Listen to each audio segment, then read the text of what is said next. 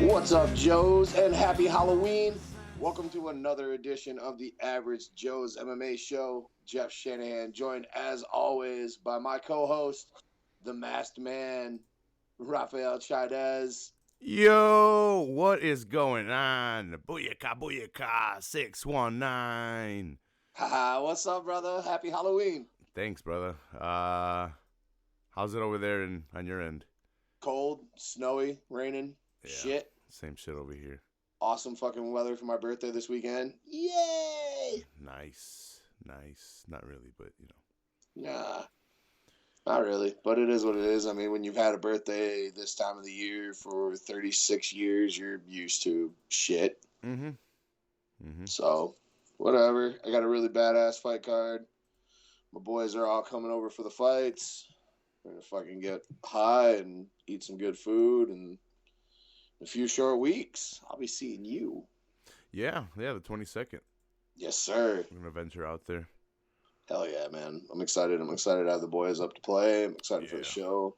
Yeah, excited to get to kick it with you. Oh, no, that's going to go down because me and Quadril are still at ends. Is Quadril coming? I wasn't I don't know. Quadril. I don't know. That's what's going to be weird. I mean, if he's coming, whatever. That's fine as long as he doesn't act like a douche. Yeah, if he's going, it's still awkward between me and him. That's why I don't know.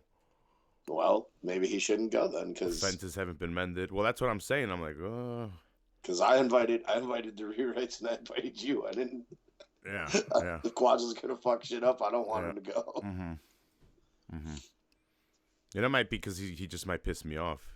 Yeah. No, I don't want that. Nah. We want peace and happiness. And So good times. I'm not trying to take over anything, but I want to welcome you to the Full Heel Podcast Network. We are live right now on the YouTubes. So the YouTubes, yeah. I was actually you were right there where I was heading anyway. So it was a perfect segue. Yeah, we have joined on to the Full Heel Podcast Network because why the fuck it only makes sense. You know, like I said, you've been my co-host now for going on 2 years. Yeah, and then there's I don't know if you want to get into the issue of the whole iTunes thing. Well, I mean, it's pretty well known that we've had an issue with iTunes for a while since Dave fucked everything up, and I've yet to have not been able to get our RSS feed back. Yeah, so on iTunes, for people that don't know about podcasts, you have an option if you're a creator of a podcast to go on your podcast and literally turn off the podcast for anybody and everybody to see. So if you were a member of it already, you have it there and it updates it and you can still update it. But for some reason, it's invisible. If you look for it, you can't find it. That's an option on there. So he has to sign back in and do it. But he's a dickhead. He's a dickhead, and he's had me blocked on every form of social media forever now. Because it will still. When I upload it to SoundCloud, which is where the RSS feed is based out of, that's the hosting site for me. It will upload it to the Average Joe's iTunes page. If you're already subscribed to it, you'll get it. But if you're not subscribed to it, you can't search for it because Dave's a piece of shit and made it disappear. Yeah, I think the only thing it does, it gives you the link to the episode and it updates you the episode, but it directs you to SoundCloud. Yeah. If for everything else with iTunes, it will still put it into the iTunes library, but you can't unless you're already subscribed to it. You can't get it anyway, so it's only people that were already subscribed that are still getting it. Otherwise, you can't find it.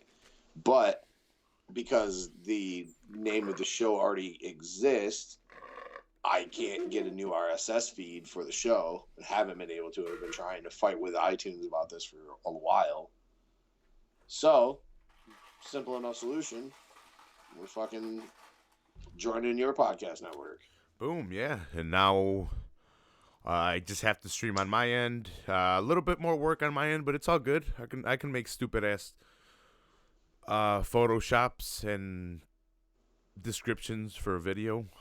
Well, at least you know, for this one, you could make the Average Joe's one like you made, and you leave that one up. You don't have to make a new one for every fight if you don't want to, or fucking like you have to do for all the different breakdown episodes and WWE recaps and all that stuff.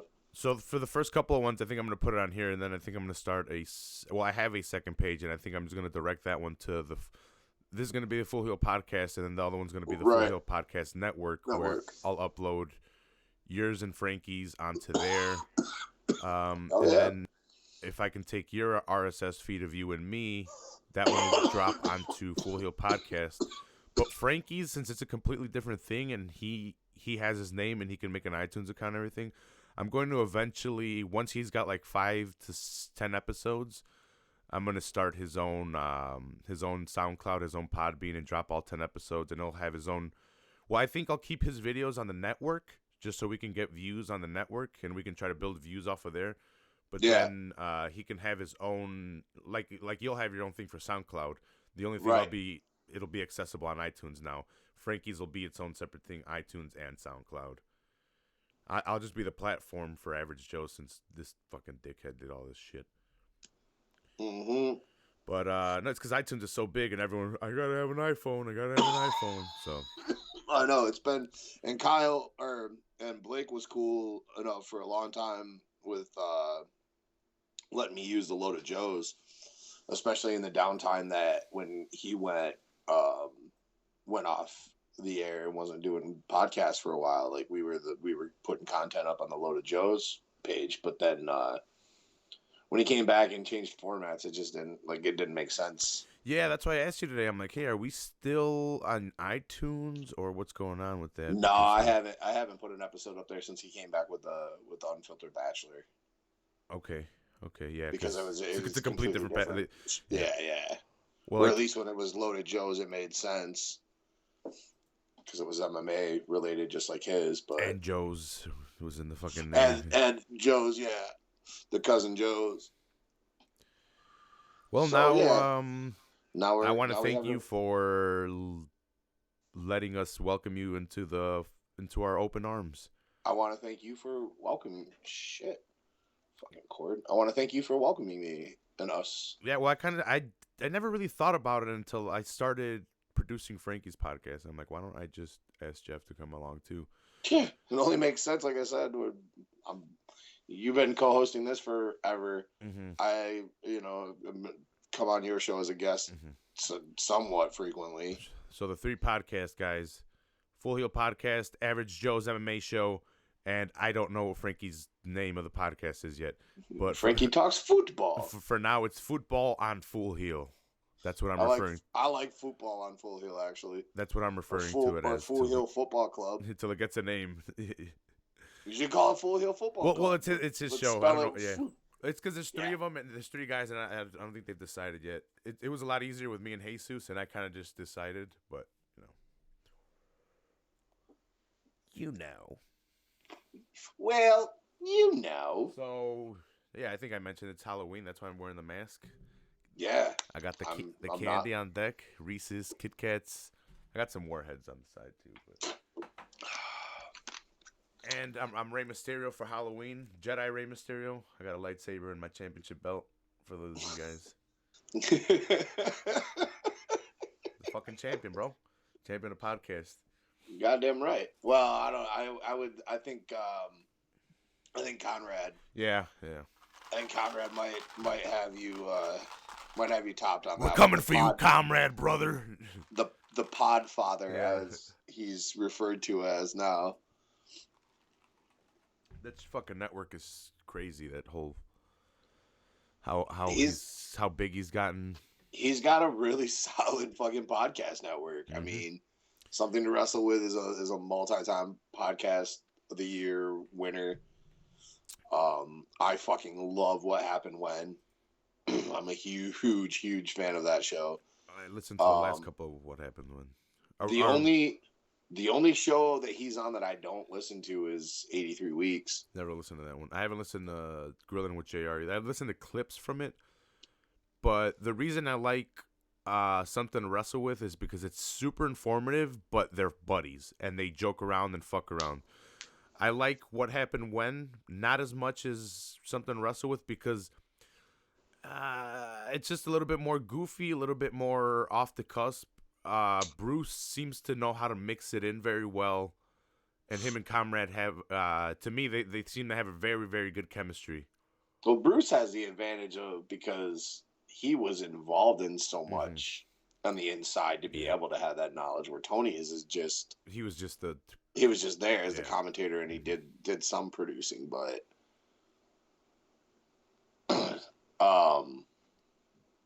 Tony's whole thing, that it's just supposed to be funny, and that's essentially they tried initially to kind of follow the something to wrestle with formula, and it just wasn't working, and so it turned into more of them with what happened when they do way more watch-alongs, where they just watch episodes or watch pay-per-views and shit, and Tony and Conrad are goofy and silly and shit. But since I know you like the super informative shit, I will tell you, I think you need to listen to Arn then. Arn? Yeah. Arn's new podcast. Yeah, they have like 3-4 episodes out. Yeah, maybe 5. Maybe 5 now. But it's his view or his explanation of a guy coming up through the actual war. He was the actual guy. He was in the trenches. He's giving you where like Bruce gives you the backstage. Where he was like, hey, this and that. He was fucking ordering he was ordering the soldiers around. You go here. This is how it's gonna be done. Arn was. He's talked about like the wrestlers. Like one episode, it started with like Arn starting his career, getting up to like Jim Crockett Promotions, and then he did one on like Jim Crockett Promotions and leaving and going to WWE. He did one with the year that he did his feud with Flair. But like Conrad talked about, they did a Ask Arn Anything 1 or 2 episodes ago, and Conrad was talking about it on What Happened When, and like, Jesus, I got to get a new cord apparently because this thing's fucking shortened. It's shorting. That eventually, every time I touch it, it fucking crackles. Oh. That eventually they're going to, and Arn's going to go in depth on the when him and fucking Sid Vicious got in that fight. Or we stabbed him with the scissors. They mentioned it. Yeah, they mentioned it. Yeah. So, no, I like it a lot because you're getting that wrestler's perspective of everything from Arn. You know, learning about the workers' handshake, and you know him coming in learning kayfabe and stuff like that, and how initially nobody wanted to smarten you up to the business. You had to earn that right. Like Arn talking about who there's a lot of talk about the Horsemen. But it's been really good. I like it. 4 Horsemen, baby. Yeah.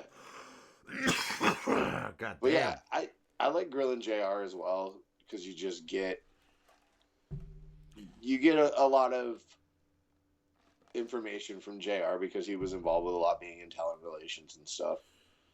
But man, JR will cut a promo and it's fucking great. He cut one on Johnny Ace like 2 episodes ago. Mm-hmm. He was in a bad mood because he had a bunch of travel issues coming home from one of the Dynamite episodes and shit. And so when Conrad got him, he was like fresh off the plane, pissed off. And he like cut a promo at the beginning of the episode on the airline. And then Conrad asked about Johnny Ace. And it was like they were talking about when Johnny Ace took JR's job as talent relations, just kind of cut it out from under him. And JR went off about fucking Johnny Ace and how terrible he was. And he's like, let's look at the errors of the people that he brought in, and compare it to, like, he was like basically saying, like, look at what I did. Where he had, like, Stone Cold, The Rock, Cena, whatever. And fucking Johnny Ace has been... What? I don't know. Exactly. I don't know. Roman Reigns, maybe. And look how well that's gotten over. Right. That's what I mean. Crown Jewel was today. I missed it. I'm doing a breakdown on Tuesday, but I have no idea what happened. Well, actually, I have ideas what happened. Well, I know what happened because it's already been spoiled. I was gonna say, Jesus Christ! I definitely have to replace this cable. Mm-hmm. I know what happened too because I saw it online, but I've heard it's. I was talking with my friend Cameron about the Brock match, and it was not good. Shite. It was very quick. He said he told me I have to watch the Braun Strowman fucking who's he fight? Tyson Fury. Tyson Fury? Yeah. Yeah, he said I have to watch the Braun Strowman Tyson Fury fight or match. So I'm guessing that's really bad. Well, yeah, I can see why. Tyson Fury. Yeah, Tyson Fury. Look, Tyson Fury is very awkward and very weird bodied. He knows how to throw his body in a boxing manner, in the science of boxing. This is a completely different way of knowing how to fall, knowing how to gracefully launch yourself. When people look like they're fucking floating, it's because they know how to jump. They know how to. My friend used to breakdance on the floors in the hallway of the schools. No boxes or anything. No pads or nothing. But that's because he knew how to fucking fall. And then when you do MMA, you know how to fucking, when they toss you, you know how to slap the mat to distribute your weight. He's gonna look super fucked up, man. Especially like moving around and like running off the ropes. I can just imagine how fucked up it's gonna look.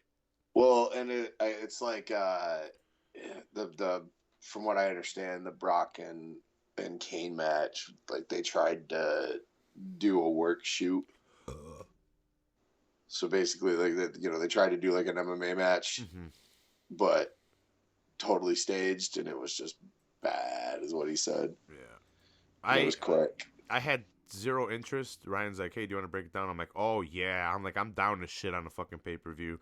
I'm like, I try to be fucking positive. I'm like, but if they're gonna give us Dookie on this one, I'll talk shit about it. But I haven't seen it yet, so I don't know. And like seeing some of the results, seeing one of the results, I'm kind of intrigued. They actually got me intrigued. So, yeah, not between the matches that you just discussed, between the universal title picture. I want to see what happened there. Who was it? Who was competing? Seth and The Fiend. They were rematching. Oh, they're rematching the fucking dog shit pile that was the match at Hell in the Cell. Yeah, spoiler alert. 5, 4, 3, 2. Yeah, I warned you guys.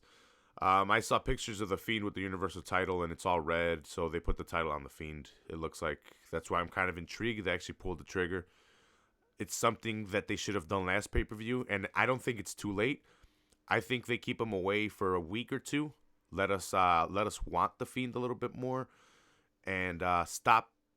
Look, they know we want it, and they keep on giving it to us every week. That's not how you fucking do things. Right. We want it. Give it to us a week. Yeah, keep them away. Give us 1 week. Keep them away. Are they on Raw? Or are they on SmackDown? Universal title's Raw. Interesting. I was just wondering because I was curious if with Bruce being kind of tied to that whole thing with the Firefly Funhouse, him being the producer on the segments and shit like that. I was just wondering now, with him being the executive director of SmackDown, he was still working with Bray, which, I mean, I'm glad he's in Paul's hands too, but interesting. Yeah. The Fiend segments are working, and now that they put the title on him, I think people should be happy. But usually WWE fans are very fickle, and once you give them what they want, they turn their back and they say, "Fuck that! Why'd you do it?" Because they don't like the way. Yeah, they don't like the way they are going to push it. So, because so right now everyone complains about Becky, Rollins, and Roman. So before it was, why the hell is Roman in the picture? Well, now he's not in the picture. Before it was like, why don't you guys put the title on Seth? Now they want the title off of Seth. Why don't you guys put the title on Becky? Now everyone complains that you guys are pushing Becky too much. It's like, what do you guys want? Like, try and enjoy the storyline for what it is and see where it's going. There's really no storyline with Becky right now. Right. Was there? No, not that I can remember. Yeah, but I'm enjoying. Well, this past Raw was kind of shitty, but AEW wasn't that great either this week. I didn't think so, at least. It wasn't bad, but out of all the show they've produced, it wasn't their best. Trying to think. The only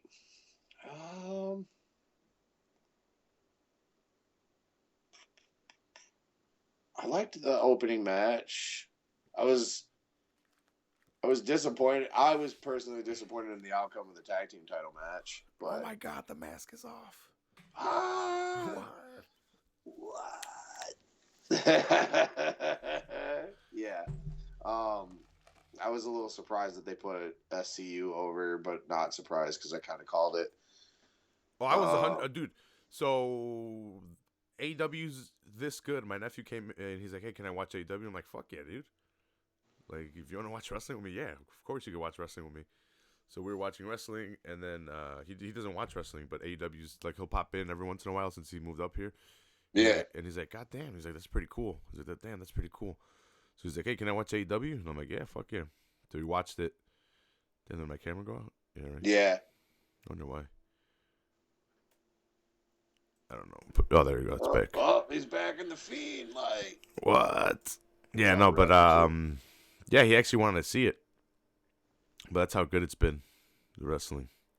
Yeah, no, I thought yesterday was entertaining too. It's just out of all of their shows, I just thought there was not too many promos. They're setting shit up because the pay-per-view is coming soon. Yeah, the pay-per-view is next weekend.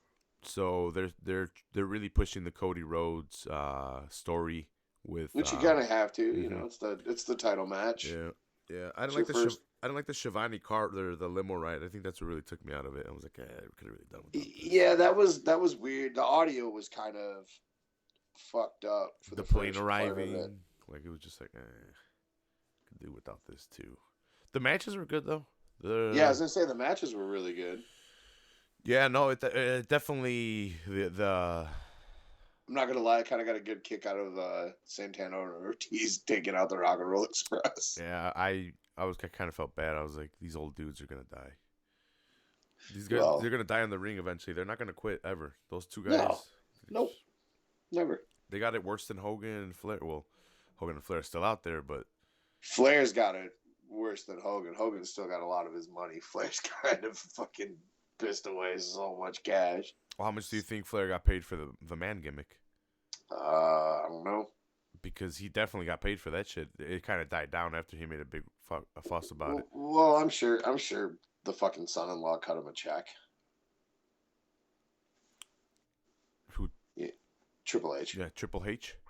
Yeah, that son-in-law, not Flair's son-in-law. Sorry.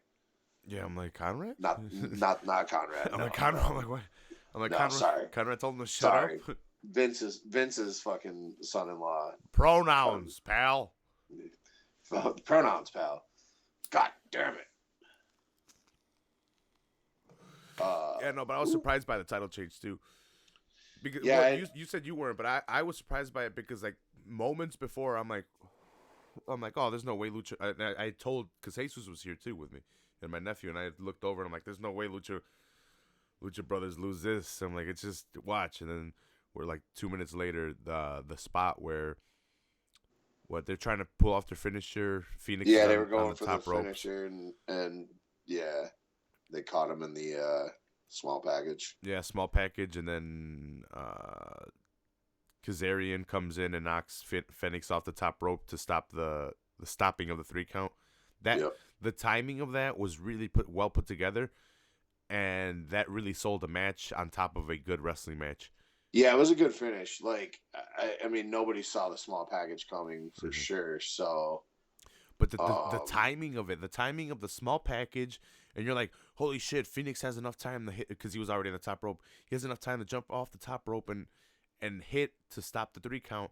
And you're like, Kazarian's been knocked out through a table, but then he runs in and stops fucking Phoenix from stopping the 3 count, and then 1, 2, 3, and you're like, wait a minute, what the fuck just happened? These guys are the new tag team champions. Holy fuck! What the hell? No, I had a feeling because I was talking with another friend of mine earlier, and I was joking, and I said if the Lucha Brothers fucking lose, we all riot.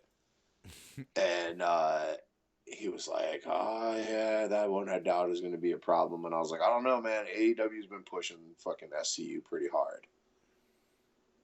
And something just told me as soon as he rolled him in that small package, I was like, "Fuck." Yeah, the time. If you saw a small package and the timing, you're like, "Oh, it's over." I actually like the belt design too. I'm not gonna lie. Yeah, it was good. The snake thing on the inside was kind of cool. Yeah. I thought it was cool. Oh, dude, it's 100% better than the fucking blue leather or the red leather that these fucking idiots use. Right. On WWE. Right. Well, Vince, we all know Vince doesn't give a fuck about tag team division anyway. So it's so sad. Yeah. Well, look at when it was the black strap, it looked like a penny, and then he's like, "Well, let's make Raw and SmackDown," and then he's like, "Well, let's put a blue and a red strap, pal." Oh, pal. Well, I don't really get those tag team titles over. Make them look like nickels. Dude, what they've done to what he's tried to do to tag team wrestling is disgusting. I'm glad he's had to build it of lately. The War Raiders AOP's coming back. Those promos suck though. He's eating up tag teams. Whether he uses them right, that's a different story. That's a different story, but he doesn't have a choice. He has to push the division a little bit because if he doesn't, he's just going to keep losing more teams to fucking AEW. If I'm a tag team, why do I want to go to WWE and get buried? When was the last time the WWE put a tag team match as a main event for a show? It doesn't happen. No, I think really my only complaint about last night was I thought there was too many 6-mans and them being back to back. Okay, I can see that. Because you went from Hybrid 2 or whatever, and Helico, and fuck, I cannot stand Helico either. Like, just the way he comes out to the ring and his stupid fucking Bernie dance and all that shit. I can't stand that dude. That's what it's called. I couldn't remember the Bernie dance. Jack Evans is a pretty good worker, and Helico works fine. So, like, I was telling Jesus, I can't shit on Jack Evans for his work. I don't like the dude. I don't like his character, and I don't know if that's just his heel character coming off and it's working. I don't like his character. I don't really care for their character at all. Like I said, I can't stand Helico's character, but they're good workers. You know what I mean? Like they pull off shit pretty well. Yeah. But it was just trick or treat, cocksuckers. Were they the ones that took on the Bucks and Kenny Omega? Yesterday. Yeah. Okay, because then there was another one that was like a jobber 6-man tag versus somebody, and I can't remember who it was. But there was just 2 6-man tags back to back. Oh no, the job was. No, the Best Friends with Orange Cassidy was one, and then the job was another one. Did the Jobbers take on Omega and the Bucks? I have it written down. Give me a sec. Yeah, that's some fucking good candy. Guevara, Hangman Page. Yep, that was a good ass match. Short, but really like perfect length. Nobody can bitch that they went on too long. I forgot that was a good match. I forgot, but it was the Mexican Arn Marshall. He was balding. It was a Mexican guy that looked like Arn Anderson a little bit. Yeah, QT Marshall or something like that. Yeah, with Jay Silva and something Reynolds versus the Best Friends. Okay, that's the with job Orange team. Cassidy. Yep, that's the job team. When then they came out dressed as Rick and Morty. Yeah, the Best Friends came out. So you knew right away who was gonna win. You had a tag team. The Best Friends dressed up as Rick and Morty with Orange Cassidy, and then the other guys just came out normal in their normal gear. And they were straight up jobbers. Yeah, 100% jobbers. Looking like 1995 episodes of Monday Night Raw. But that match wasn't bad, but I just don't really like Jack Evans and Helico. Yeah, the other one was the Hybrid 2 with Jack Evans and I don't know the other guy's name. And Helico. Okay, and then Kip Sabian was their third man, and then versus Kenny Omega and the Young Bucks. Okay, that's what it was. Yeah, the Best Friends. That's right. The Best Friends and Orange Cassidy, and then the Hybrid 2. But it was just, I don't know, it was just too much 6-man doubling down on it. That was the only thing that really bothered me. Even the ladies match this week was better than some of them have been. I don't really care for Britt Baker all that much. I kind of think they're trying to push her, but. What, you mean the doctor, or the dentist? The doctor dentist. Mm-hmm. Yeah. I like her finisher. Rings of Saturn, mandible claw combo. Yeah, it's a cool finisher, but she's kind of a green worker, and it shows. I'd mandible claw her ass. Oh, for sure, she's fine. Yeah. And then it wasn't a bad episode. Some of the promos were weird. I'm trying to figure out what they're trying to do with Brandy. With Brandy Rhodes? Yeah, last week she attacked that girl after she lost. Yeah, she pointed it in her head, right, or something? Yeah, and then this week they did some stupid weird promo with her and Awesome Kong that answered no questions. But we haven't recorded in 2 weeks, so I haven't had a chance to say this on record. But I've said it to you and I've said it to many people. I'm going to throw it out there that you're gay? No. Oh, no. Sorry. What the fuck? I thought you wanted to tell everybody. I thought that was a big reveal. What the fuck, dude? No. Fucking Mark Quinn of Private Party is going to be a goddamn megastar when they finally break him up from his partner. Oh, that was the other thing you wanted to say. Sorry. I thought it was the other one. God, those fucking words have never come out of my mouth. I'll go back and edit it out. We're live on YouTube. You can't edit it. I would have to somehow get a copy of your audio to edit it out and delete the live. No, Mark Quinn of Private Party is going to be a fucking megastar. That guy is incredible. Do you want to get into the card a little bit? Yeah, for sure. Fuck yeah, I'm ready to get in the card. I'm done on AEW, and I don't watch WWE, so. Wait, what card? Which card? You want to get into the episode, or are you talking about the card this weekend? I was talking about the episode, just touch on it a little bit. Oh, yeah, for sure. Yeah, so Cody came off the jet. I think we touched on that. But no, Sammy Guevara versus Hangman Page was a pretty good match. It was. It was a really good match. Page is calling out Pac, because Pac beat him, I think, on the first episode. Pac beat him on the first episode. And then didn't? No, he wrestled. Never mind. He wrestled Kenny. Yeah, it was good for Page. He needed to get back on the winning track. He's lost a couple in a row since losing to Jericho for the title. So. And Guevara continues to impress, man. The kid's good. The kid can put on good matches with different people. Yeah, Sammy can work, and I like his style a lot. Yeah, I like the kid. Great choice to open up Dynamite first ever match, and then yesterday he opened up Dynamite. Again. Yeah, they're putting on good opening matches usually. Kind of like WCW. Yeah. But these guys are actually finishing off good the night. You know, it's not just for sure. I think they're following the same formula, just capitalizing on the ending. I think you're right. Sort of. Mm-hmm. I mean, I do I do definitely feel a WCW sense from some stuff, but not in a negative way. Mm-hmm. After this, we had the female match, Shana versus Shida. That wasn't a bad match. No, it wasn't a bad match. Jesus was hating on it. It was all right. Like, it wasn't anything crazy, but it wasn't bad. It's not like they were botching anything. It didn't have any crazy high spots or anything. They did. I think it's because it started off kind of strong with them on the outside and the Chinese chick landing some knees and shit like that. But it kind of went down from there. But they were still putting on a good match.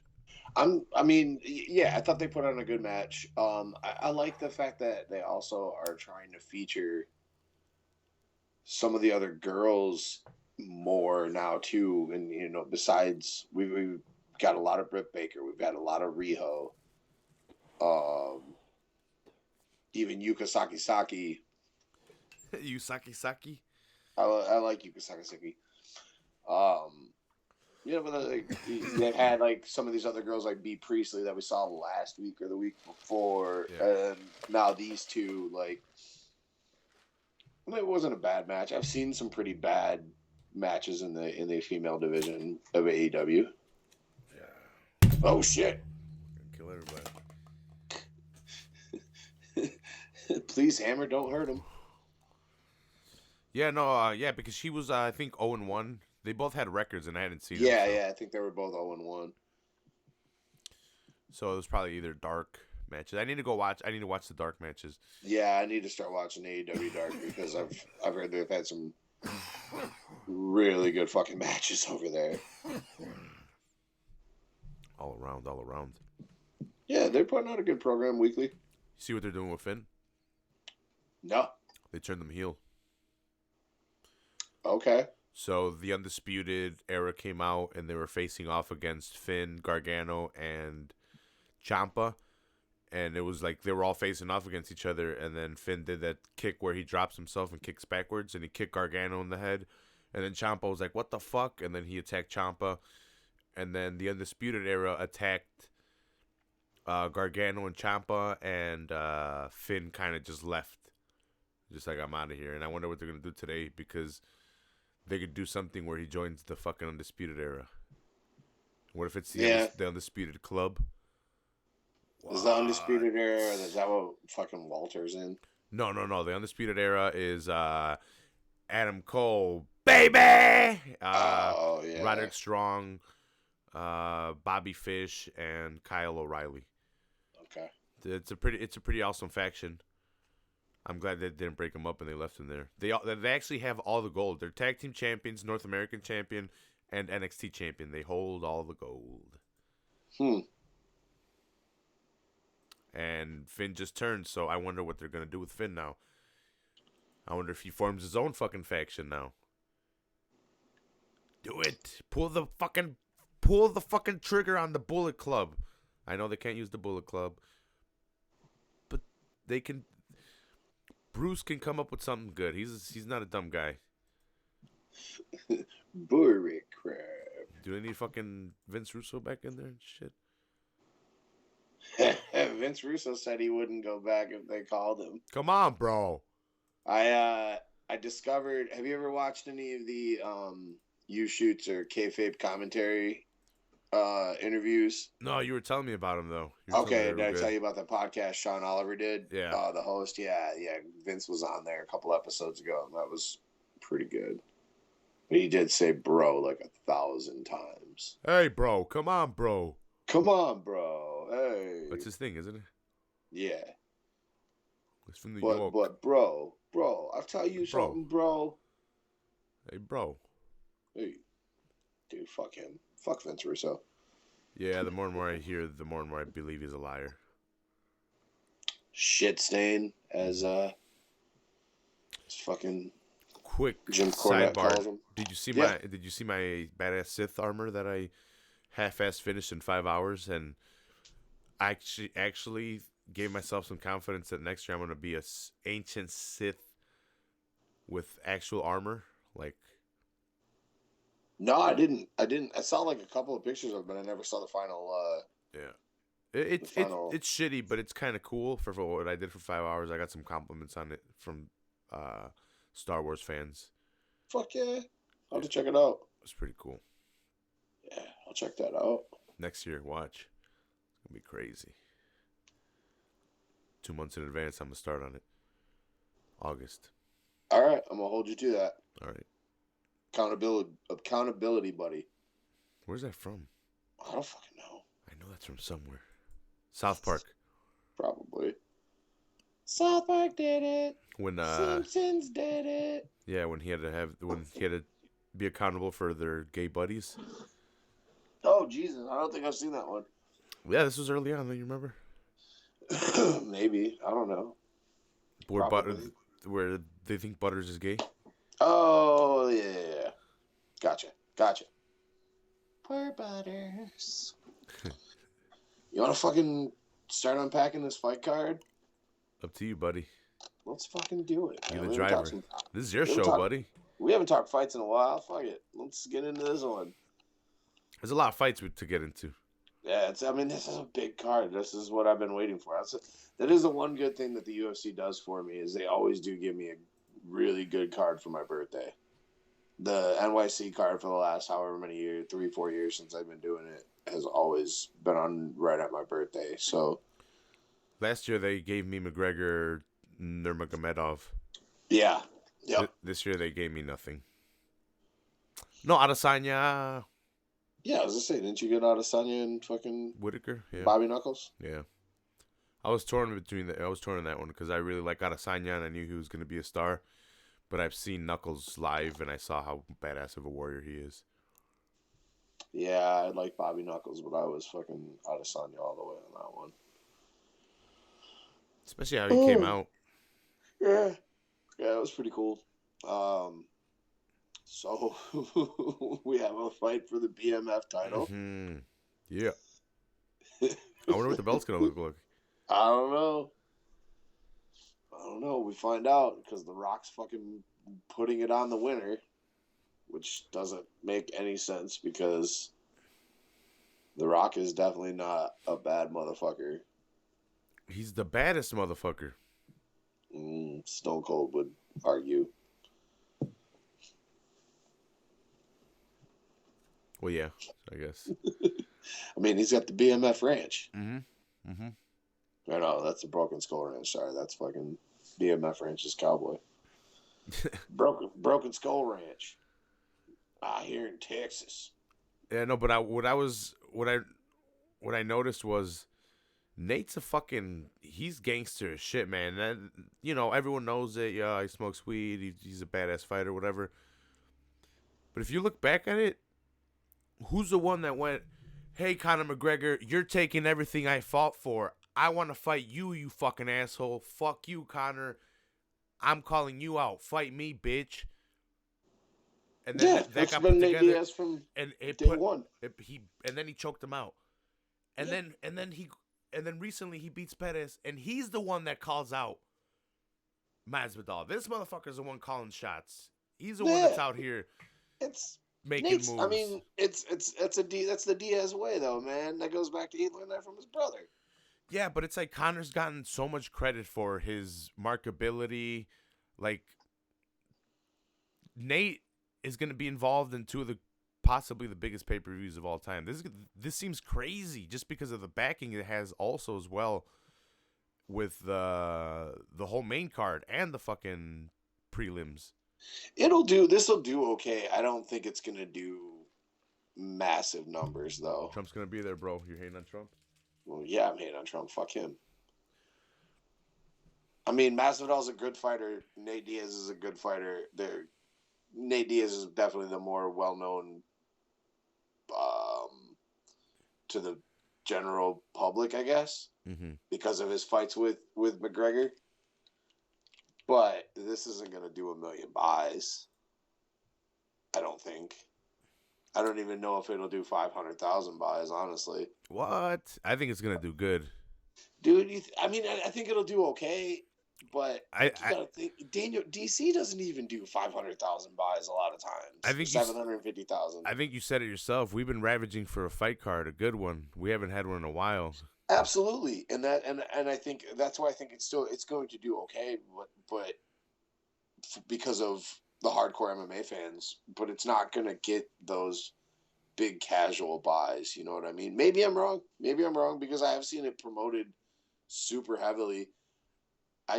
There's a lot of really great fights, and there's a lot of like big names to mainstream MMA fans. Mm-hmm. But this doesn't have it's not a John Jones. It doesn't have a Conor McGregor. It doesn't have a.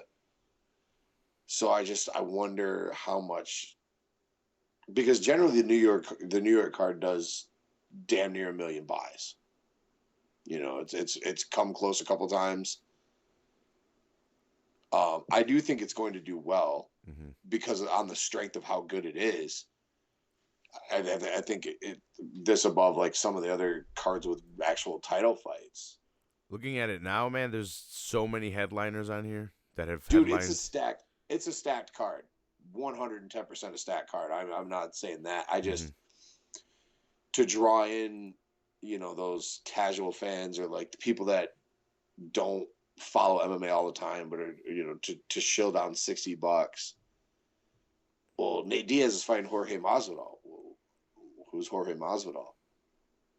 He's the guy that need Ben Askren in the head, bro. I'm telling you that right there. He's been doing the runs. He's been on ESPN. He's been on these massive shows. The Rock is throwing it out there that he's gonna be there. That he's been saying it since they announced that there was gonna be a title. He's like, I'll go out there and put it on there. He's been putting it out there too on his Twitter. I know it makes no sense for The Rock to be there, but I think that's gonna be a big part in it too. That motherfucker's famous as fuck.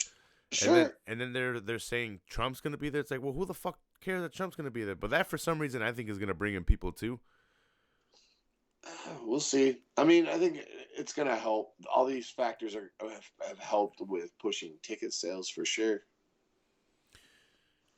Just because it's so weird, it's like, oh, the president's gonna, like, the most polarizing topic, the presidency, and they're putting it together with MMA just because he's gonna be there already in advance. It's like, what the fuck? Well, like I said, I'm definitely not trying to undersell the card itself. Mm-hmm. I think the card is fucking fantastic. Looking over the fights on this card, every time when I was reading it off to a buddy of mine that I work with that's coming over to watch the fights for the first time with us, I was like, oh shit, that's going to be a good fight. Oh shit, that's going to be a good fight. Oh shit, that's going to be a good fight. You know what I mean? It's just like what I'm thinking about is like you got guys like Demetrius Johnson, who's arguably one of the greatest MMA fighters ever. And when he was going to break the all-time win record, that pay-per-view did not do very well.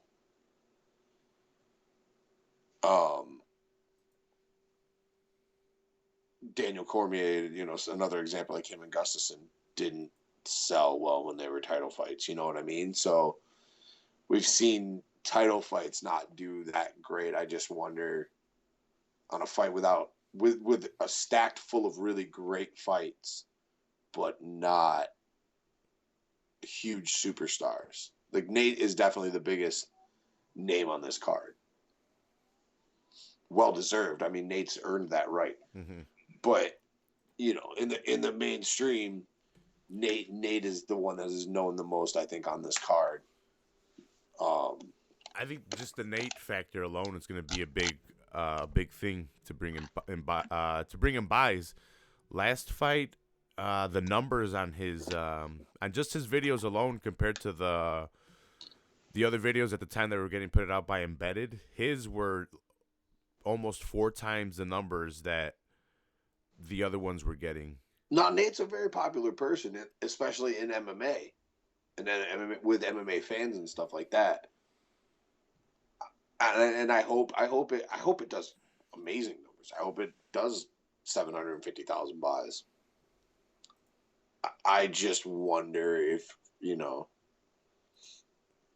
it's going to be, and I know I can't be the only one questioning that as far as MMA journalists and stuff go, because you have to, like any pay-per-view that doesn't have a superstar on it, you wonder. But I think it should do well. But I don't have like near 1 million buy expectations of it. I figure 500,000, which is 500 to 600,000 buys. That's a good number. I think it does better. Just compared to the last DC one, I think Nate has a lot more popularity than DC. Actually, they were on the last card together, so who knows? Yeah. Because DC Miocic too did a lot better with Nate on it than it did without. Than in their first one, and their first one was a big dud. Their first one was like, "What the fuck? This is a super fight." That's what I mean. Like things like that have been, or anything not related to John Jones, Ronda Rousey, or Conor McGregor, or George St. Pierre, really, in the last 6 years. Because even like,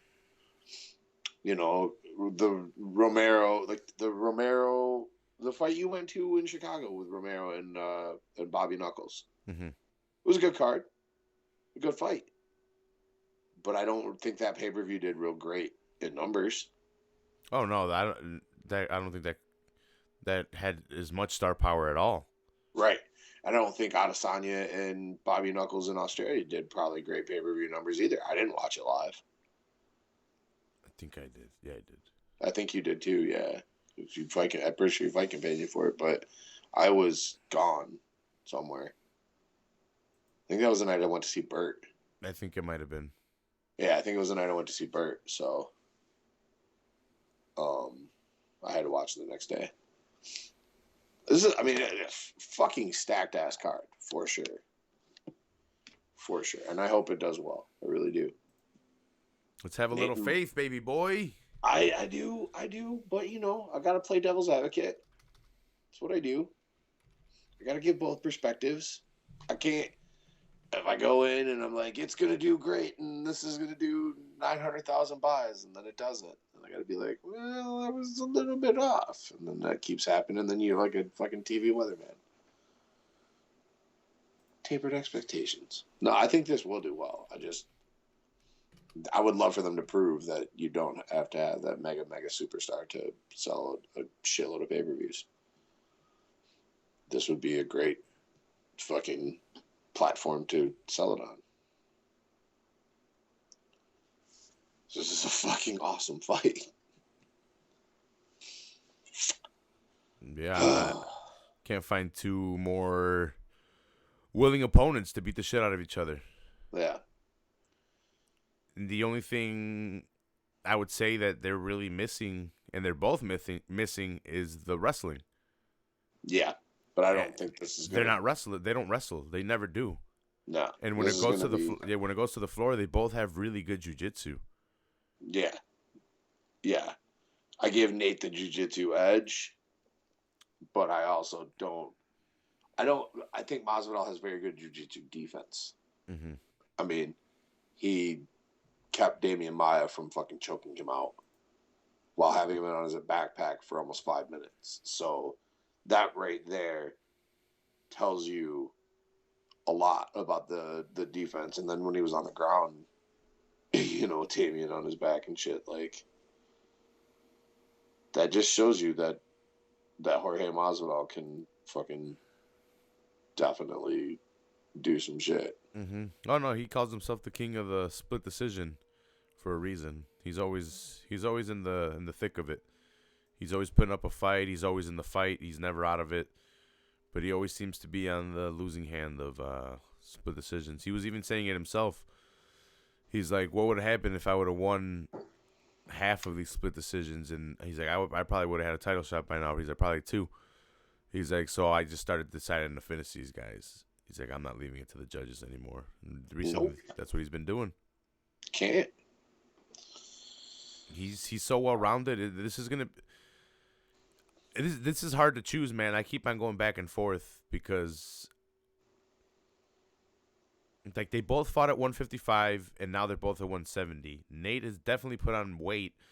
Masvidal, he's always just floated around between both of them. Nate has clearly gone up in weight. Yeah, that's the thing. Like Masvidal had to cut weight to make 170. Nate had to put on, or I'm sorry, not 170, make 155. Nate had to put on weight to make 170. Mm-hmm. And they can both take shots and they can both give them. They're both willing to stay in the pocket. I think Masvidal's got a little more power. Yeah. At this weight, and that's the thing. Like Nate did a good job of fighting Conor at 170 pounds, but that's again 2 155-pound guys going up in weight. Jorge's been fighting at 170 and fought against a lot of guys. I mean, half the fucking card. So here's the thing, though. Masvidal isn't. He conserves his power. He's out there not shooting out he's really good boxer. He moves around very well. He's definitely has more power than Nate. I don't think these guys are gonna rely on their power though. I think they're gonna go out there and just pop, pop, pop, pop, pop, pop. I just think the potential to turn the lights out is there more for Jorge. 100%. 100%. Because I don't see Nate putting Darren Till to sleep. Mm-hmm. I see Jorge turning that power on because he knows when to kill. He knows when to turn on the kill button. Yeah, for sure. I just don't know if that kill button is going to be there for Nate because he can take a rattling. We've seen him take a hit and go down, but he's alive. He's there. His eyes are there. He's waiting for you to jump into his guard or something like that. And that's where I see George can finish it, but I'm also scared that that's where Nate can finish it as well because he's never down and out either. No, but George is smart enough. Like, he's not going to just dive in for the kill. Like, he's smart enough to pick his shots. But, like, again, we've seen Nate get dropped by Conor. And Jorge possesses way more power. I don't know if Nate, how many of those shots, how many times is he going to be able to get back up from getting knocked down by somebody who's stronger and hits harder than what Conor showed he could do to Nate at this weight class.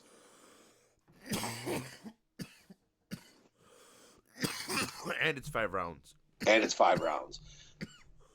Which conditioning for either one of these two guys is not going to be a problem. So there's a couple of slight check marks that it has me leaning towards Masvidal. Yeah, I would say I'm leaning more towards Masvidal as well. Not by a ton though. I'm leaning more. No, me either. And not by a lot either. It's like I want to go towards Nate, but it's like, man, it might be it very might well be the power thing because I don't think it's a knockout, but the power is going to be an issue if you're going to stand in the pocket and take multiple shots. You're going to get lit up. Your face is going to swell up. You will get dropped multiple times, and that can make it a 10-8 round right there. Exactly. Yeah, that's what like Nate's toughness might work against him in this heavier weight. Like he might not get KO'd, but you might get dropped in 2 different rounds, and then you're down 4 points instead of just being down 2 points, and then the fight's over. Either you choke him out or you knock him out. That's your only options now of winning the fight. So that's where I'm at with this one, and that's why I'm leaning more towards Masvidal because I think they're going to go at it, but I don't think Masvidal gets dropped is nowhere near as much as Nate does. No, I don't think. I mean, Nate will. As a pepper, I don't think he has the power to. I don't think he's dropping Masvidal. No, Masvidal's been hit by a lot bigger, stronger guys than what Nate's going to do to him. Yeah, we saw Till crack him in that first round of their fight, and he recovered right after that. Yeah, and then he murdered Till. Yeah, and then he fucking put his lights out. And then he went and gave fucking Leon Edwards a 3-piece and a soda in the back. Yeah, he smacked him up real nice. Yeah, I'm exactly as you said. I've got a few slight check marks that got me leaning towards Jorge, but it's not with an uber amount of confidence. I'm not gleaming on it, and I wouldn't put money on it in Vegas. But at the end of the day, if you have to have 2 guys fighting for the bad motherfucker title, you can't choose. You can't choose 2 better guys. Like I mentioned, mad respect for Nate, dude. He's out there calling the dudes out. He's out there. He's like, Conor, fuck you, dude. I want to fight you. I want your fame. And he beat him. And now he's calling out Masvidal out of respect. Not even I want your fame. I want your money. No. This is a respect fight. This is like, about, hey, I think you're a bad motherfucker. He's like, hey, motherfucker, I think I'm a bad motherfucker. Yeah, I'm gangster. You gangster. But let's go make some money. It goes back to with Nate, it's a Diaz thing. I mean, everybody knows George, man. Don't be scared, homie. Mm-hmm. Yeah. The hardcore. Yeah. Nick was doing that shit back in the day, calling out everybody. Mm-hmm. That's just the Diaz way. Yeah, it's just the Diaz way. So yeah, I'm leaning towards Jorge, but I would not be the least bit disappointed or shocked if Nate won this fight. No. I think if Masvidal wins, I think he gets a title shot after this. Yeah, probably.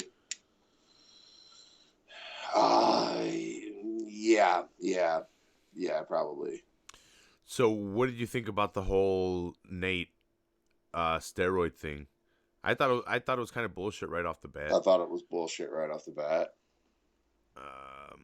And so I don't know what's going on with USADA now, but like it kind of seems like USADA's even saying themselves, our testing is too strict. We're catching everything, and we need to dial it back ourselves and find out what is the acceptable amount of picograms or whatever it is, because they're saying that everything's tainted. They're saying fucking the air's tainted with fucking everything's steroids tainted. now. Everything's my microphone fucking has steroids coming off of it or something. It does amplify my voice, so I guess kind of. Your taint's tainted. And yeah, my taint's tainted. I got a tainted taint, everybody. Yeah. The town's got the tainted tap water. You remember from It's Always Sunny when it was all crazy? Who tainted the tainted tap water? And everyone's looking at him like, well, yeah, there we go. Who tainted the tainted tap water?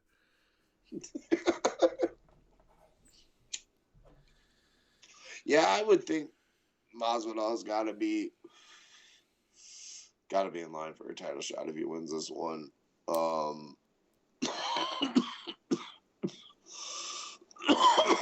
If Calvin wins, though, there could be a little bit maybe. Oh no, wait, that's middleweight. Never mind. Oh shit, I forgot Till moved up to middleweight. Yeah, boy. Masvidal knocked him into middleweight. He Hadoukened him up to middleweight. It was only a matter. I mean, yeah, it was only a matter of time though. If Dude, Till he was killing himself, man. Yeah, he was fucking murdering himself, but he was on a tear for a title shot. I'm a gorilla. Man. I'm a gorilla in this weight. He's a kid though. I'm a scouser. I mean, he's so young. His body's still. He's only like 22, 23. But that guy's gigantic, dude, and he's fucking cutting down to 170. That's what I mean. Like that's what I'm saying. I'm with you. His body's just still growing. He's huge. Mm-hmm. He could probably still end up. He could end up a 205er at some point. Yeah, I don't think he's done being like putting on that man weight. Nah, no, he's not done putting on that man weight at all. Look at Nate. He's 34 and he put on in his 30s he put on muscle. Mm-hmm. While being tested from USADA, you know. Mm-hmm. This fight's interesting. Yeah, no, it's definitely an interesting fight. You got Calvin, who's been doing very well at 185. Till coming up to 185. Till definitely has the power to shut Calvin's lights off. Uh-huh. But Calvin presents the dangerous wrestling that is sort of not, goes against Till's style.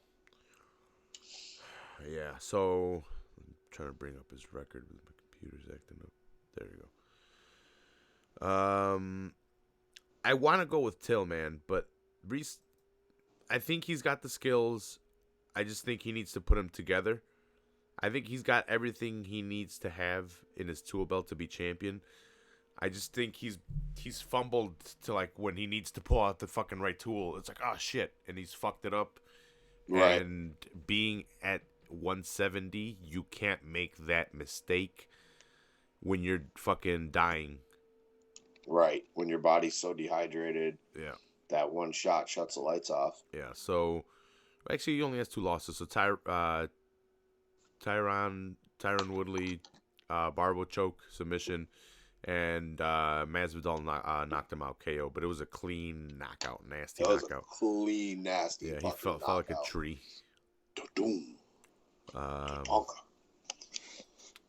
Yeah.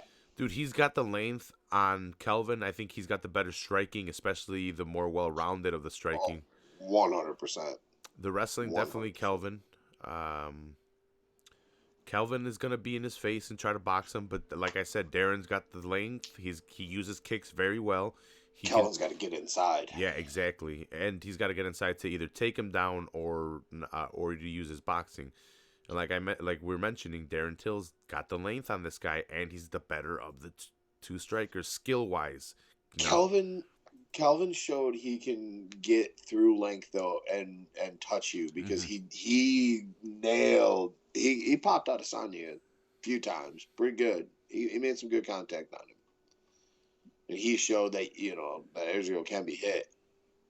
So, I don't think Darren moves as fluidly, but he is a very good counter striker. So.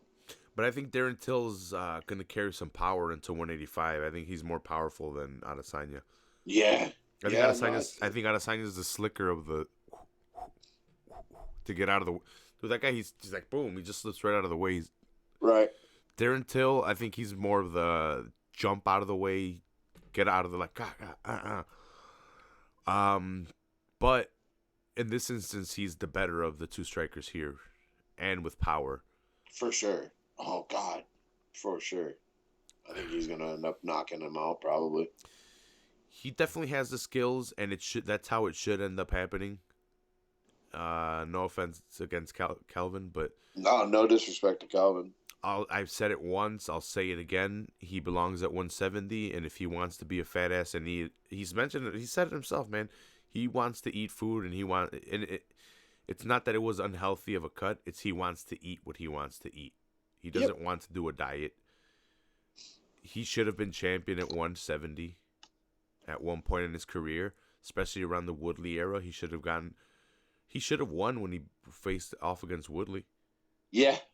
And to be honest, recently Kelvin kind of has pissed me off. He was talking shit about Woodley, even though he lost to Woodley when he missed weight, and Woodley gave him his purse back. Yeah, so Woodley didn't take his money. Yeah, and then Kelvin recently was calling him out and talking shit. Not only calling him out is one thing, but then he was talking shit. I forgot exactly what it was, but I know it's the fighting game. But when you guys have already fought and he's beaten you and he's shown you respect and he's giving you the money that he won from you rightfully, because you couldn't make weight because you're a fat ass. Yeah. I think you'd belong at 170, dude. Go back to 170. I'm going for Darren Till. Yeah. I'm not a race trader. Nope, I take Darren Till by knockout. Yeah, I'm taking the Scouser by knockout. Scouser. Third fight of the card. Number 9, Stephen Wonderboy Thompson taking on number 14, Vicente Luque. Hoo-hoo, your boy, Vicente. My boy, Vicente Luque, dude. I think this fight presents a lot of problems for Wonderboy. Vicente presents a lot of problems for Wonderboy. 100%. To me, it's a matter of... how old is Wonderboy? 36. Yes. Has Wonderboy lost this half a step? Is he as fast as he used to be? No. Because the power definitely has... I'm not saying it hasn't been there because he has knocked people out, but he puts shots together. Yeah, he hasn't. When was the last time he knocked anybody out? I don't know. It's been a while. But Vicente Luque is not the one to just be knocked out of nowhere. No. And he's gonna try to be in your face. And if Thompson can't rely on his speed to get in and out, and Luque is coming forward, and Luque can implement his game plan of coming forward and landing hard shots on Wonderboy, it's gonna be a long night. Well, not even a long night for Wonderboy. It's gonna be a short night for Wonderboy. The long night would be if Stephen Wonderboy can implement his game plan and attack the leg of Vicente Luque, use the outside, land some jabs, and just outpoint Vicente all 3 rounds, which can be a very, very, very possible outcome to this match as well. I don't know what happens in this match, to be honest. No. I think Vicente Luque... I think it's going to be a badass fight. He stalks him down, and he's going to take him down. That's what he needs to do. And he's going to either beat him up, or he's going to submit him. He needs to take him down because... I think Wonderboy can use the outside very well. But if you can't push him against the cage and keep him there, Wonder Boy's gonna try to dance around all night. He needs to take him down. He can try to dance around. See, Vincente will not. He will go after him enough. He won't let him just dance around the outside. He's not going to go in stupidly. No, Vincente's he's definitely brushed up his game a bunch. He's very smart. He's an assassin. Yeah, that's what I mean. He's a fucking nasty assassin motherfucker, and he's going to take him. He's going to probably beat up on him if he gets him to the ground.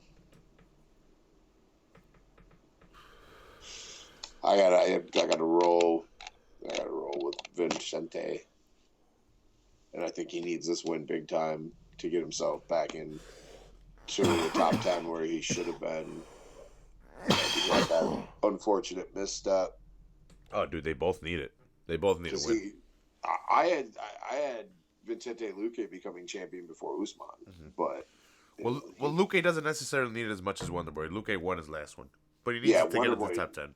Wonderboy, he needs it for the top 10. Yeah, because he was creeping up there before and then got beaten, knocked out. So. Yeah, Wonderboy has, since competing for the title, he's dropped down to 9. Yeah, and had one of the worst title fights ever. Maybe 2. Well, the second one wasn't bad. Oh, the first one. The first one? Yeah. First one was not bad. That was a good fight. That was a really good fight. The second one was hot garbage. Yeah, because the first one was like, oh, they're reading each other, and they were landing more shots, and they were pulling the trigger more. The second one, they came in super tentative. They knew what they were trying to do, and they're like, well, there was a knockdown in there. There was almost a submission. Like they put on a good fight the first time. The second one, that fight sucked balls. Yeah. That was almost as bad as Derek Lewis versus Francis Ngannou. To be honest, I don't know. That one might be worse. Probably. Just because I think we're anticipating more of that one. Yeah, but I mean, we already had seen that the first one wasn't all going to be a crazy match. Well, at least Ngannou and Derek Lewis was only 3 rounds. Yeah, they did have the benefit of being 2 rounds. That was 5, and it was shite.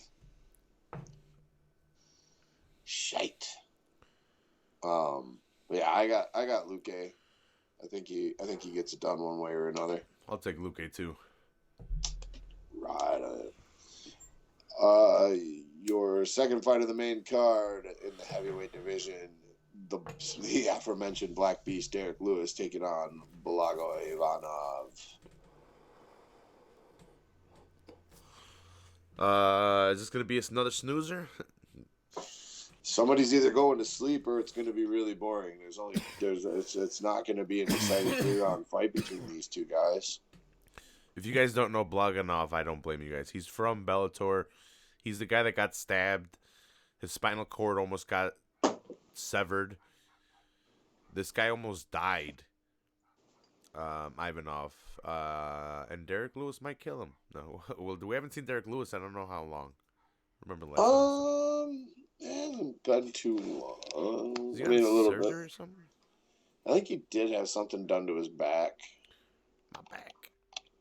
My back, Caps, my back. It's spinal.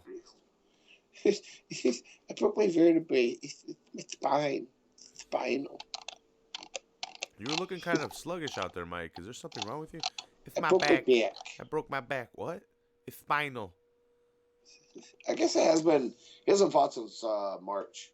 Okay, not too long, but yeah, 6 months ago. Yeah, he fought Junior.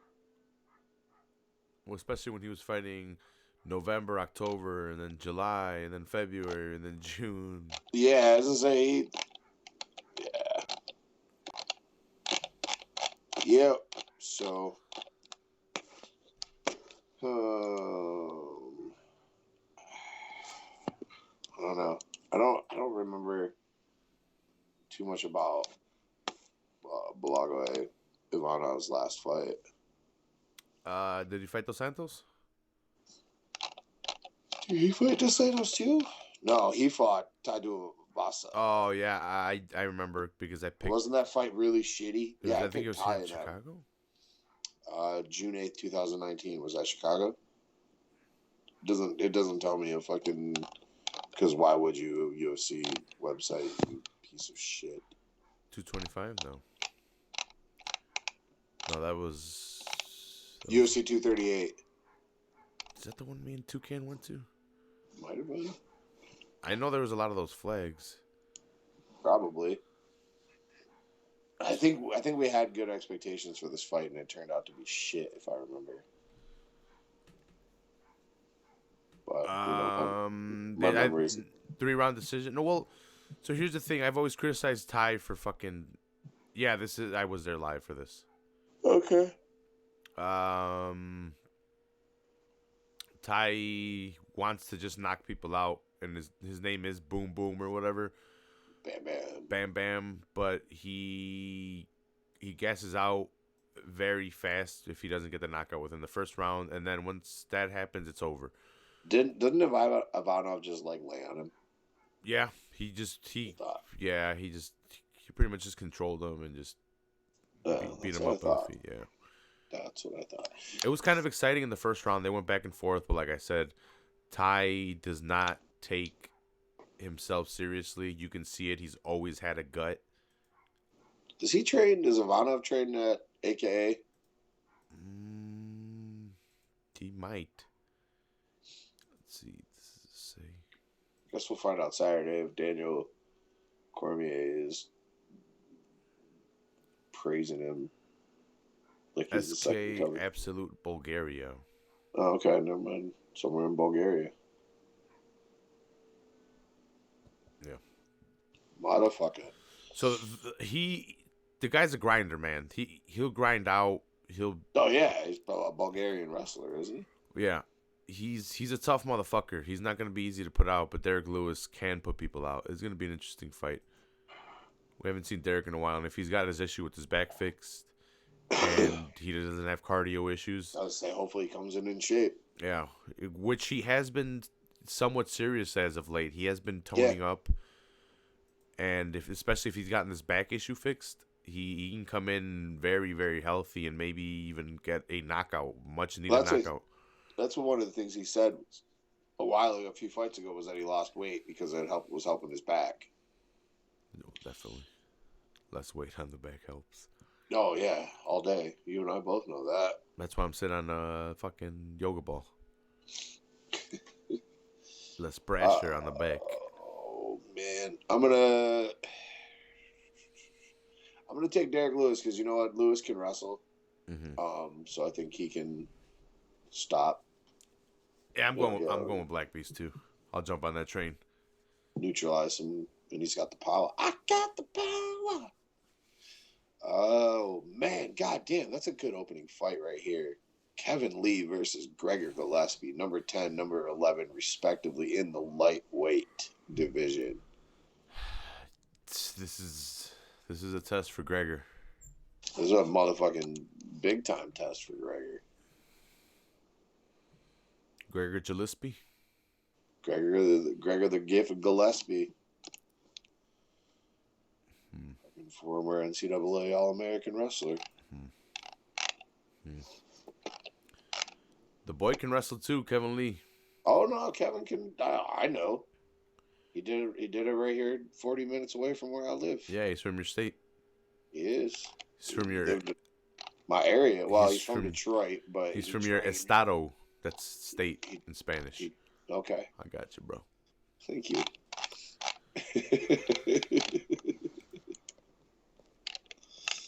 Yeah, I like both these guys a lot. Yeah. I actually like Gregor less. I don't know him too much. I know he fishes. That's about it. I don't fish, so meh.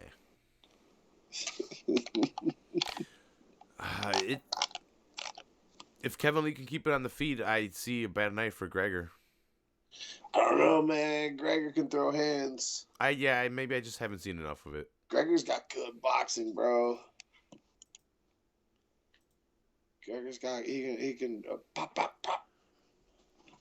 He did TKO Yancey. Yeah, that's what I'm saying. He's got hands, bro. I ain't sleeping on Kevin Lee, obviously. I like Kevin Lee a lot, but yeah, he's got, and Gregor Gillespie's got good submissions too.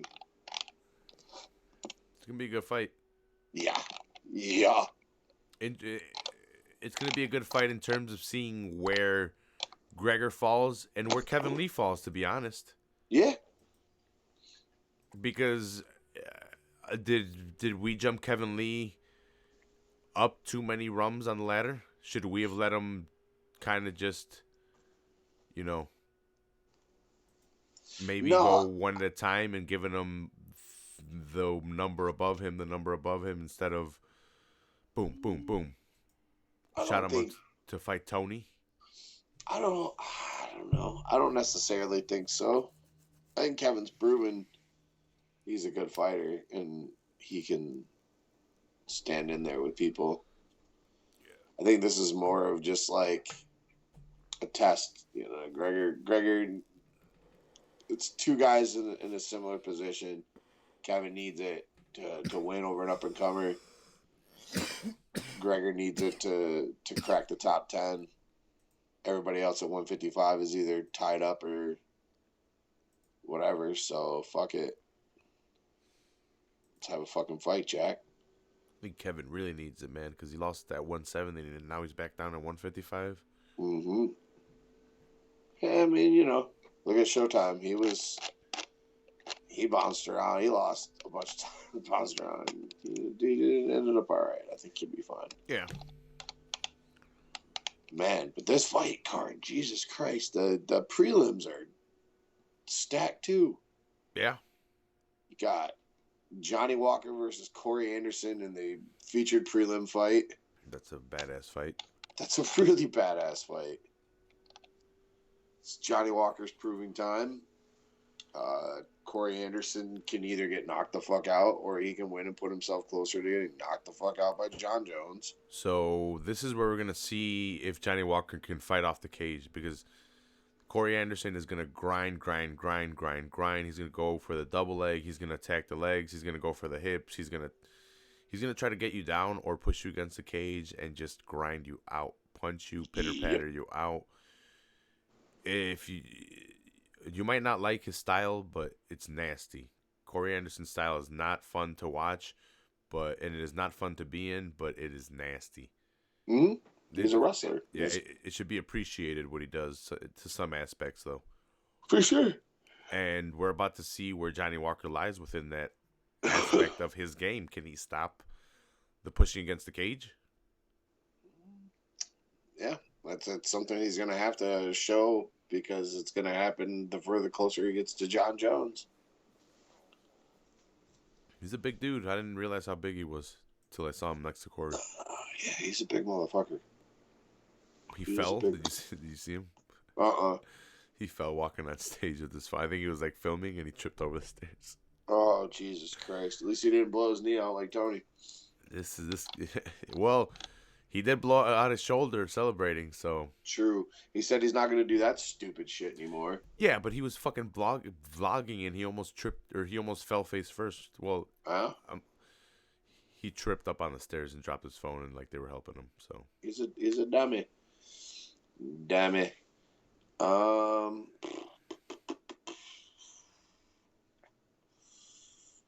gonna go with Corey. Mm-hmm. But I think Walker gets it. I think he knocks him out.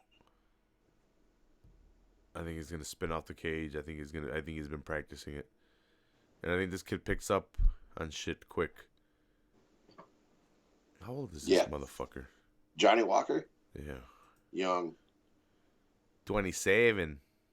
Pretty young. Pretty young. 6'5", 205 pounds. Yeah. Well, I'm gonna go with Johnny Walker Jr. Super high. Yeah, I think Johnny possesses the power to knock out Corey Anderson.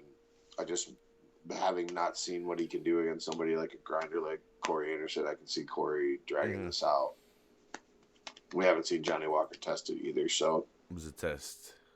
We'll be shocked because Corey Anderson, like I don't pick Corey Anderson with a shitload of faith. Don't get me wrong, but I think it's just a lack of having seen enough from Johnny Walker. You gotta have faith.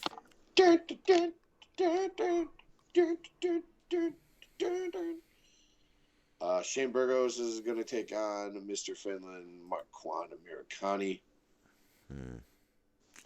There's another good fight. Yeah. A lot of people might not know too much about Burgos because he's fairly new-ish. He's got less than 5 fights in the UFC, I think. But Americani's he's a good fighter too, man. Americani's exciting. He'll come out, throw a flying knee as his first move. He's got good jiu-jitsu, good submissions. Burgos is a in-your-face striker. He beat Cub Swanson in a split decision in his last fight. Yeah. He's got badass striking. His striking is really smooth. His boxing is very crisp. I don't know how much of his submissions I've seen, but he's got 5 submissions. How many UFC fights? 1, 2, 3, 4, 5, 6. Yeah, he's got 6 UFC fights. Godfredo Castro. Calvin Kattar beat him though by punches. I remember that fight. That one was a badass fight though. They were beating the shit out of each other if I remember right. But Kattar was the crisper of the boxers, and he was using his jab a lot better, right? Yeah, that's what it was. I think it was Kattar using the jab on Burgos a lot better. Yeah, I think you're right. Just piecing them up with 1-2s. Mm-hmm. Americani. I know Americani had a kind of a slip up. I think he bought a little bit into himself too much, and Arnold Allen bought into his hype a little bit too much. Arnold Allen was he beat him by split decision, but I remember Allen beat the shit out of him. Yeah. Oh, Jesus Christ, I'm so high and I can't come down. Dude, I smoked a couple of joints with Tony when he was over here before we started. Ferguson? No, fuck yeah. Yeah, I had Tony Ferguson in my house. Breaking down the fights. He stopped down. You were picking his brain. Yeah. Picking his brain about what he thinks about his not hometown of Muskegon, Michigan. Hey, he called out Jones. Tony Ferguson called out John Jones? Yeah. Why? He said he was the better wrestler, and John Jones knows it because they had wrestled, and he handed John Jones his ass. I find that hard to believe. And then John Jones was like, "Hey, what's up? I thought we were good, bro. Are you suicidal or something?" And then he took the tweet down because everyone was like, "Hey." Look,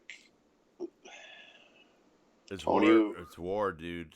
I don't think there's rules in war sometimes. And I don't think Tony could take John Jones in wrestling. I'm not saying that either, but Tony's a good wrestler. Mm-hmm. But like,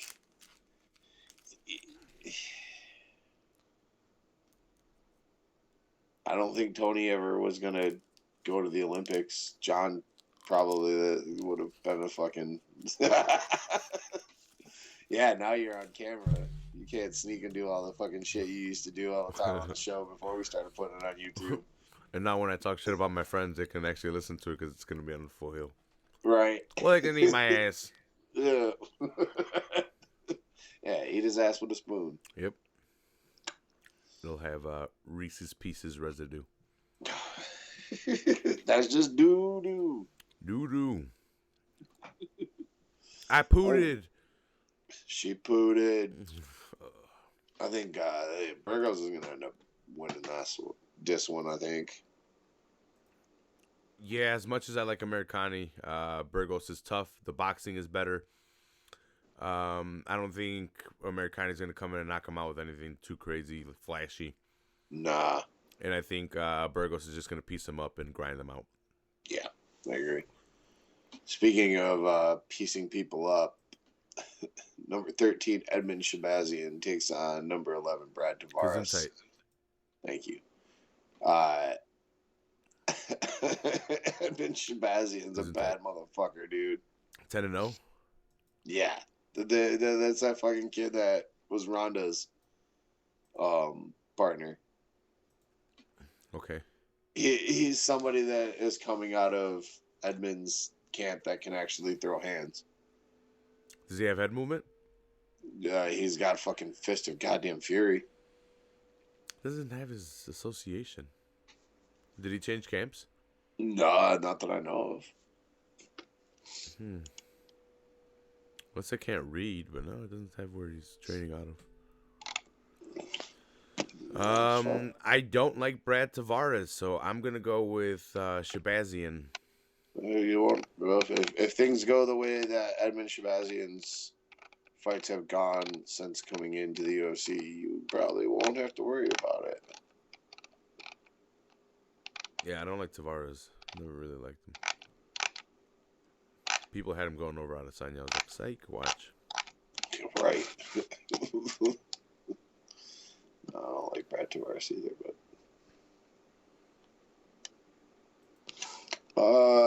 opening fight of the prelims, Andre Arlovski taking on Jairzinho Rozenstruik. Would you call me? Dude, I don't know who this guy is. Never heard of him. Never heard of this guy. These guys. These guys. I don't know who that guy is. Who's these guys? You said he's 8-0? Yeah, 8-0. He's got 2 UFC fights. Oh. He beat Junior Albini, the guy that looked like he was wearing a diaper that one time. Yep. Oh, yeah, I do. Okay. And he beat Alan Crowder in his last fight in June 22nd, 2019. Probably going to... 9 seconds left, I guess, in the first round. Okay. Probably beats Andre. Wait, did he beat Alan Crowder in 9 seconds, or was there 9 seconds left? It says time 9 seconds. 9 seconds. Yep. Damn, he knocked him out in 9 seconds. Damn. Yeah. Okay. Yeah. He's from Suriname. I don't know where that is. I'm going to say Africa.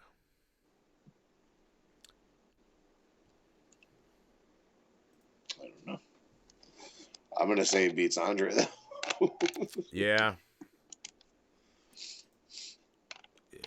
I don't know, man. Andre's been winning, though, recently. But, yeah, no, I'm not. I'm not going to put my... No. I'm going with this new guy. And in your early prelims, rounding it out, we have Caitlin Chukagian taking on Jennifer Maia, number 1 versus number 5, respectively, in the women's flyweight division. Lyman Good versus Chance Raconteur, and Julio Arce versus Hakeem Dawodu. Great opening fight. The other 2 kind of suck. This one is really good. Arce versus Dawodu. Dawodu has gotten some popularity because he got a knockout last. Chukagian's looked good her last couple fights. She's gonna get smoked in the title fight, but if she beats Maia, but she's looked good. How hot is Maia? She looks like she's probably cute. She fights out of chewed books. I mean, Caitlin Chukagian trains jiu-jitsu with Gary Tonin. Okay. So she's got badass ground game. I don't know. I don't have any prediction for it. I just think it's gonna be a decent fight, but good ass card. Yeah, no, it's a badass card. Good ass card. Happy birthday to me. Oh, man. Let's get into some news, and then we can call it a podcast. Is that what we're doing?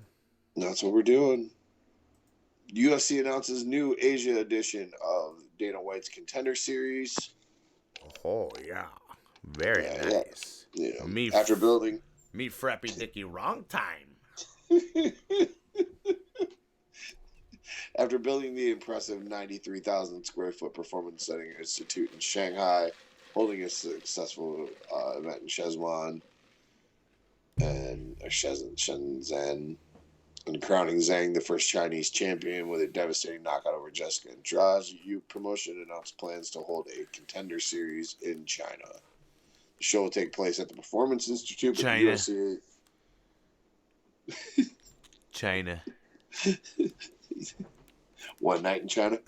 China. The UFC has yet to announce a date and which fighters will compete for a contract with the promotion. So, there's that. The UFC has announced Cyril Gane versus Tanner Boser for UFC Busan or Busan. Busan? Yeah. A train to Busan? I think that's how That's that fight's going to be taking place December 21st and will be headlined by Brian Ortega versus the Korean Zombie.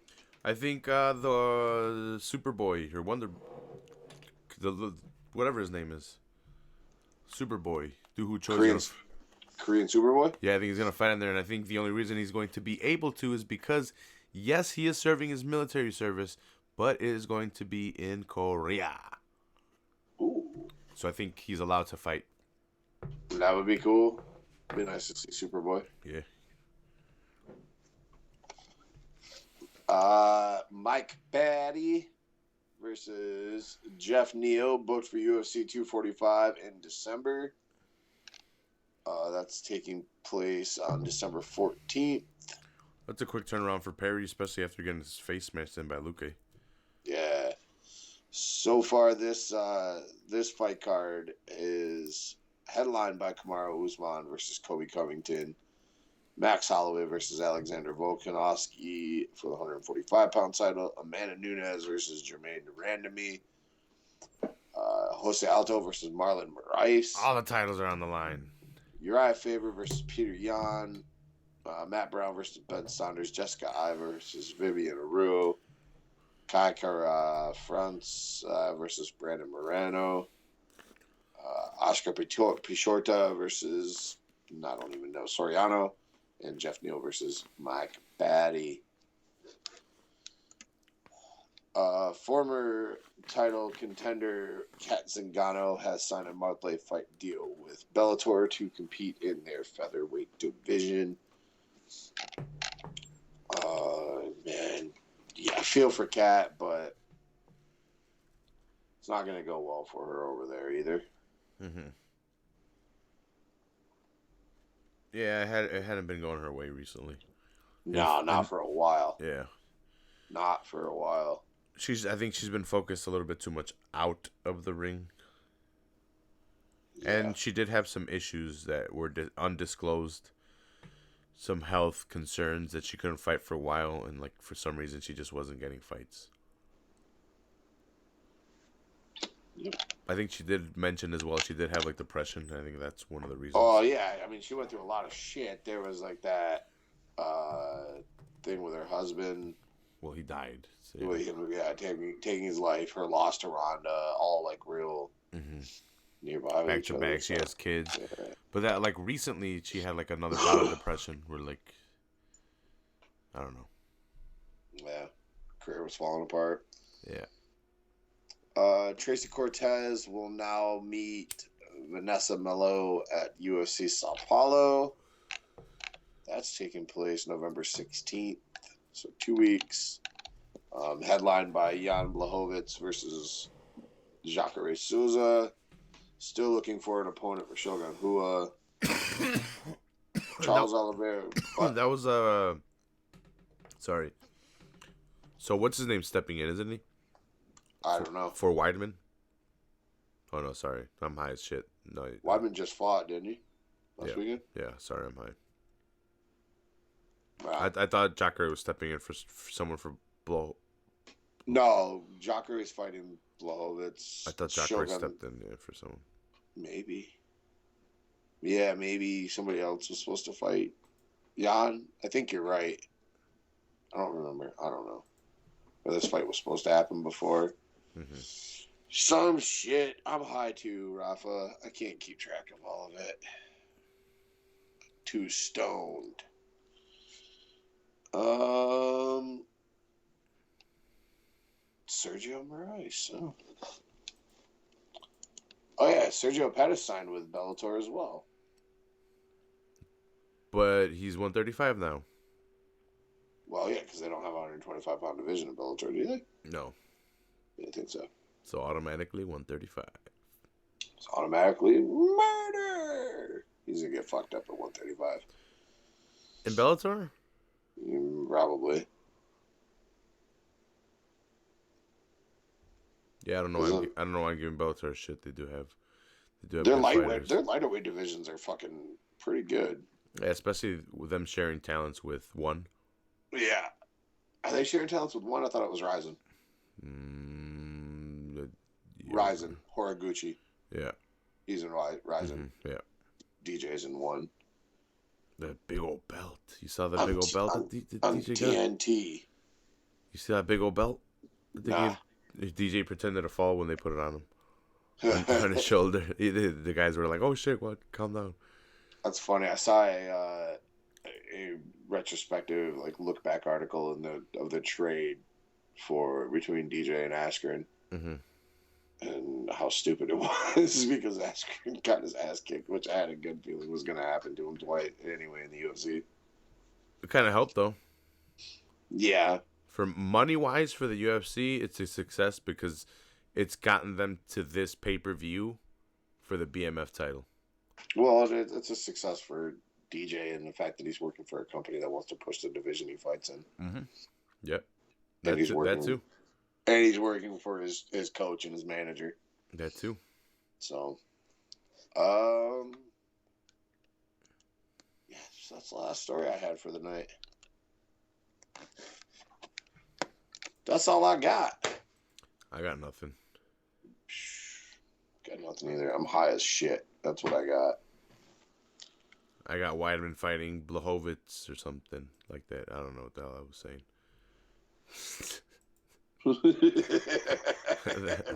that was my news. I was like, wait a minute. Isn't Weidman fighting fucking Rey Mysterio Jr.? You broke news to me. Isn't Weidman fighting Rey Mysterio Jr.? Everything's fucking crazy. Kane's fighting Brock. Tyson's fighting Braun. World's upside down. Everything. The whole world's going to hell, dude. I swear to God. Oh, God damn it. Well, YouTube, I hope you enjoyed your first experience with the Average Joe's MMA show. Fuck, I'm high. Yeah, me too. Plugs? Please check out the Full Heel Podcast on iTunes, Podbean, Stitcher, all that cool stuff. Subscribe here for weekly Average Joe's episodes, weekly breakdowns of Raw on the Full Heel Podcast, weekly breakdowns of AEW on the Full Heel Podcast, Tuesdays with Ryan, whenever he's available, because we haven't done one in a couple of weeks. Jeff still comes on there. DDP, we're gonna do DDP soon. Yeah, I want to do a DDP one. Jeff comes on too, so go ahead and subscribe to there if you want to hear Jeff on there. And if you don't, suck it. Yeah, and then the Average Joe's RSS feed will be on Full Heel Podcast, so you guys can check it out on iTunes too. Goddamn right. Yeah, so please subscribe. Check out the rewrites. They're playing a show November 2nd at Moe's Tavern here in Chicago, and then November 22nd in Muskegon, Michigan. Is it in Muskegon? Right. Is it going to be in Muskegon? Yeah, right. Muskegon at Unruly Brewery. So go ahead and check that company out. With my live band, Biffy and the Beat Slayers, and another band called the Delta Dacalactones and MC Search. Yeah, these guys are trying to get a crew to go with them, so. Tight. Yeah. Good. Bring some people. Let's party. Yeah. I'm going to go get high as shit if I go. I'm not really. Oh, you and I we're getting high as shit. You're goddamn right. I might have a beer or two, but I'm not a drinker, so. Yeah. We'll smoke plenty. We'll smoke a plenty. Oh ho ho ho. Ooh-hoo-wee. Well, that's going to wrap it up for another episode of the Average Joe's MMA Show. As always, we appreciate you guys for listening and for you tuning in on YouTube. Shout outs to my brother Rafa for bringing us in on the Full Heel Podcast Network. Thanks for joining me. Yeah, of course. In the family. That's Thanks right. for joining the family. That's right. And we'll see you guys next week for another episode. See you.